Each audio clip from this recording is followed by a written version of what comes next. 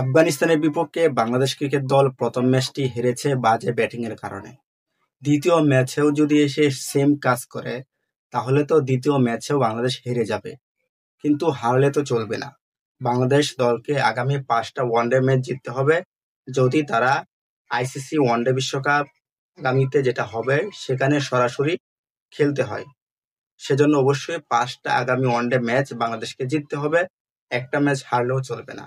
যদি হেরে যায় তাহলে কিন্তু বাংলাদেশকে কোয়ালিফাই করে যেতে হবে। তো বাংলাদেশের মতো একটা দল যদি কোয়ালিফাই করে বিশ্বকাপে যেতে হয়, তাহলে তো এটা মান সম্মানের একটা বিষয় আছে।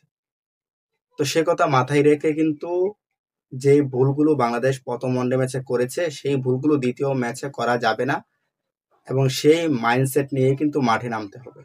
বাংলাদেশ ক্রিকেট দল ওয়ানডেতে দুর্দান্ত খেলে। সাম্প্রতিক সময়ে যে পারফরমেন্স সেটা কিন্তু ভালো না। তো সেক্ষেত্রে বাংলাদেশকে অবশ্যই ব্যাটিংয়ে মনোযোগ দিতে হবে। ব্যাটিংয়ে যদি তারা মনোযোগ দিয়ে ব্যাটিং করে, বোলিং বরাবরের মতো ভালোই হচ্ছে। বোলিংয়ে কোনো সমস্যা হচ্ছে না। ব্যাটিংয়ে সবচেয়ে বেশি সমস্যা হচ্ছে 50 ওভার পর্যন্ত বাংলাদেশ ক্রিকেট দলের ব্যাটাররা খেলতে পারছে না। সেটা কিন্তু বড় একটা চিন্তার বিষয়। 50 ওভার পর্যন্ত যেকোনো ব্যাটারকে টিকে থাকতে হবে।